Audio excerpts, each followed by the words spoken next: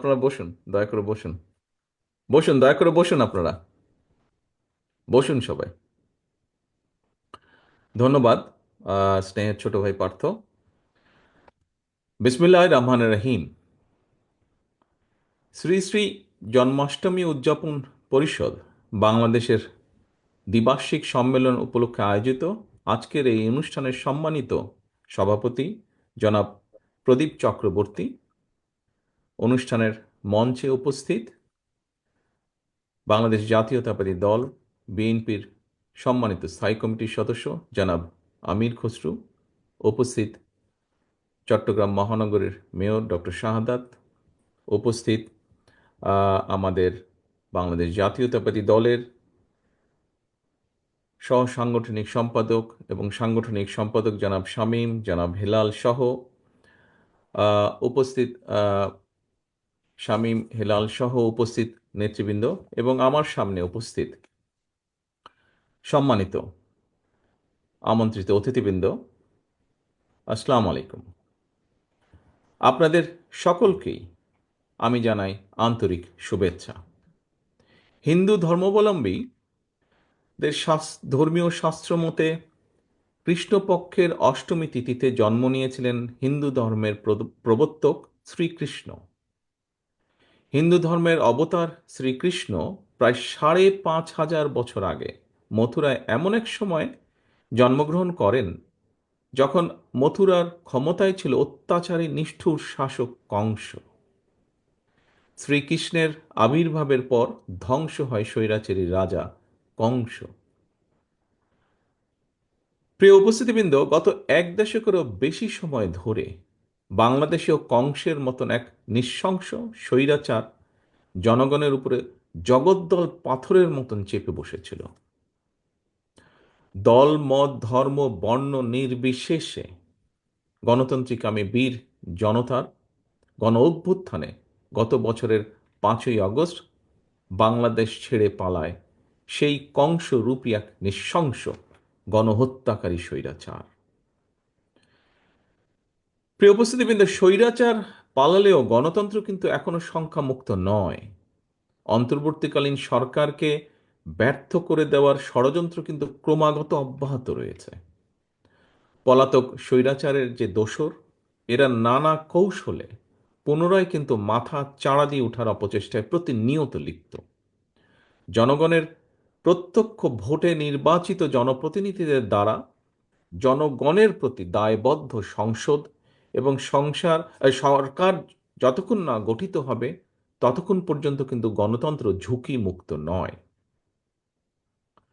সনাতন ধর্মের প্রিয় ভাই ও বোনেরা, চট্টগ্রামের জে এম সেন হল প্রাঙ্গণে আজকের এই দ্বিবার্ষিক সম্মেলনে জন্মাষ্টমী উদযাপন পরিষদের সাবেক এবং বর্তমান নেতৃবৃন্দ ছাড়াও এখানে উপস্থিত রয়েছেন বিভিন্ন মঠ মন্দিরের সাধু, সন্ন্যাসী, মহারাজ এবং সনাতন ধর্মের অনুরাগীগণ।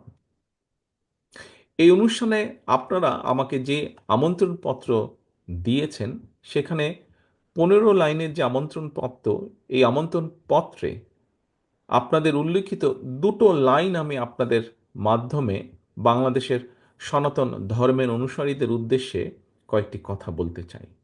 যদিও সেই কথার কিছুটা প্রতিধ্বনি জনাব আমির খসরু সাহেব ওনার বক্তব্যেও বলেছেন, আমি তারপরে উল্লেখ করতে চাই।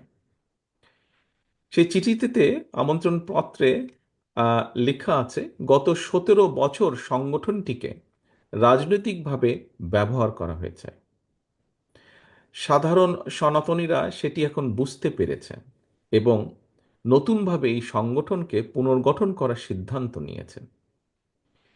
এই দুটি লাইনকে কেন্দ্র করেই আমি কথাগুলো বলতে চাই, যার প্রতিধ্বনি অবশ্য এর ভিতরেই আমির খসরু সাহেব ওনার বক্তব্যে বলেছেন আংশিকভাবে। গত ১৭ বছর আপনাদেরকে রাজনৈতিকভাবে ব্যবহার করা হয়েছে। সত্যিকার অর্থেই এই গভীর সত্যটি যদি আপনারা অর্থাৎ সনাতনী ধর্মের অনুসারীগণ বুঝতে পেরে থাকেন, অবশ্যই এটি আপনাদের জন্য একটি গুরুত্বপূর্ণ উপলব্ধি। প্রিয় ভাই ও বোনেরা, একটি সম্প্রীতি, সমৃদ্ধি এবং মানবিক বাংলাদেশ গড়ে তোলার পথে আপনাদের এই উপলব্ধি আগামী দিনে আমাদের সকলের জন্য অত্যন্ত সহায়ক ভূমিকা রাখবে। আমাদের সকলেরই জেনে রাখা প্রয়োজন, রাষ্ট্র এবং সমাজে নিরাপদ বসবাস নিশ্চিত করতে কোনো দলীয় পরিচয় আবদ্ধ থাকা কারো জন্যই জরুরি নয়। কে সংখ্যাগুরু, কে সংখ্যালঘু, জনগোষ্ঠীর সদস্য শুধুমাত্র এই পরিচয় রাষ্ট্র এবং সমাজে একজন নাগরিকের নিরাপত্তা নিশ্চিতের গ্যারান্টি কিন্তু হতে পারে না। পলাতক যে স্বৈরাচারের বর্বর শাসনামল ছিল, সেই শাসনামলে মাসের পর মাস, বছরের পর বছর যাদেরকে আয়নাঘরের নির্জন অন্ধকারে প্রতিনিয়ত মৃত্যু আতঙ্কে কাটাতে হয়েছে, তাদের সবাই কিন্তু কথিত সংখ্যাগুরু জনগোষ্ঠীর সদস্য। কিন্তু তাদের এই পরিচয়, তাদের সম্মান এবং নিরাপত্তা কিন্তু নিশ্চিত করতে পারেনি তাদের এই পরিচয়। একটি রাষ্ট্র এবং সমাজে গণতন্ত্র, ন্যায় বিচার এবং আইনের শাসন রয়েছে কিনা সেটি সবচাইতে গুরুত্বপূর্ণ। রাষ্ট্রে যদি আইনের শাসন না থাকে, আপনি, আমি, আমরা অর্থাৎ সংখ্যালঘু কিংবা সংখ্যাগুরু কেউ আমরা নিরাপদ নই। সংখ্যালঘু কিংবা সংখ্যাগুরু, দল, মত, ধর্ম, বর্ণ নির্বিশেষে প্রতিটি নাগরিকের নিরাপত্তার জন্য রাষ্ট্রে আইনের শাসন প্রতিষ্ঠার কোনোই বিকল্প নেই। একমাত্র আইনের শাসনই যে কোনো মানুষের নিরাপত্তা নিশ্চয়তা দিতে পারে। প্রিয় সনাতনী সম্প্রদায়ের ভাই ও বোনেরা, বিতাড়িত পলাতক স্বৈরাচারের সময় গত ১.৫ দশকে দেশের সংখ্যালঘু সম্প্রদায় কিংবা তাদের ধর্মীয় স্থাপনা অথবা বসত বাড়িতে হামলার ঘটনাগুলো যদি আমরা পর্যালোচনা করি, তাহলে দেখব হাতে গোনা ২-১টি ঘটনা ছাড়া বাংলাদেশের সংখ্যালঘু কেন্দ্রিক অধিকাংশ হামলার ঘটনা কিন্তু কোনো ধর্মীয় কারণে হয়নি। প্রত্যেকটা ঘটনা নিবিড়ভাবে তদন্ত করলে স্পষ্ট হয়ে যাবে। এখানে আমাদের পুলিশ বাহিনীর একজন সদস্য আছেন, জনাব মাহফুজ। ওনাদের কাছে এই ইনফরমেশনগুলো অবশ্যই আছে। আমরা যদি অধিকাংশ ঘটনাগুলো নেপথ্যে যে দেখি, আমরা ঘটনাগুলো যাচাই বাছাই করে দেখি, তাহলে আমরা দেখব এই ঘটনাগুলোর নেপথ্যে ছিল অবৈধ লোভ লাভের জন্য দুর্বলের উপরে সবলের হামলা কিংবা অসৎ রাজনৈতিক উদ্দেশ্য। সেজন্যই আপনাদের প্রতি আহ্বান, আপনাদের ধর্মীয় পরিচয়কে ভবিষ্যতে আর যাতে কেউ নিজেদের হীন স্বার্থে ব্যবহার করতে না পারে, সে ব্যাপারে আপনাদেরকে সতর্ক থাকার জন্য আমি বিনীত আহ্বান জানাই।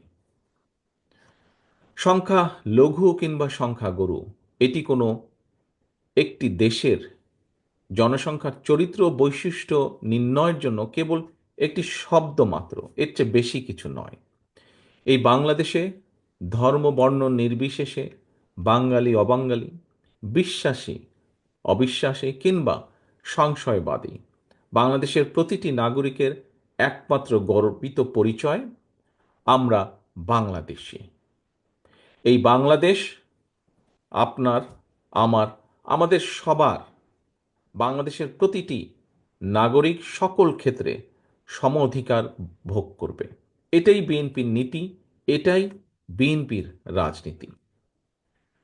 উপস্থিত প্রিয় ভাই বোনেরা, সবশেষে আমি বলতে চাই, আমি ব্যক্তিগতভাবে বিশ্বাস করি, আপনার, আমার, আমাদের দল বিএনপি বিশ্বাস করে, দল মত ধর্ম দর্শন যার যার, রাষ্ট্র কিন্তু সবার, ধর্ম যার যার, নিরাপত্তা পাবার অধিকার সবার।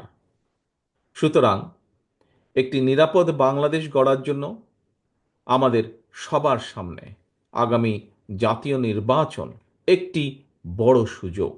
আমি আবারও বলছি, একটি নিরাপদ বাংলাদেশ গড়ার জন্য আমাদের সবার সামনে আগামী জাতীয় নির্বাচন একটি বিরাট বড় সুযোগ।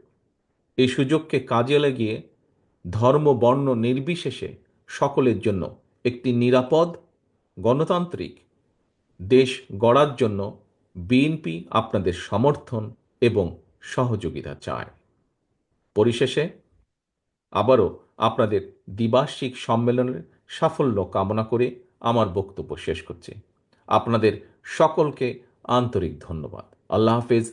বাংলাদেশ জিন্দাবাদ। বাংলাদেশ জাতীয়তাবাদী দল জিন্দাবাদ।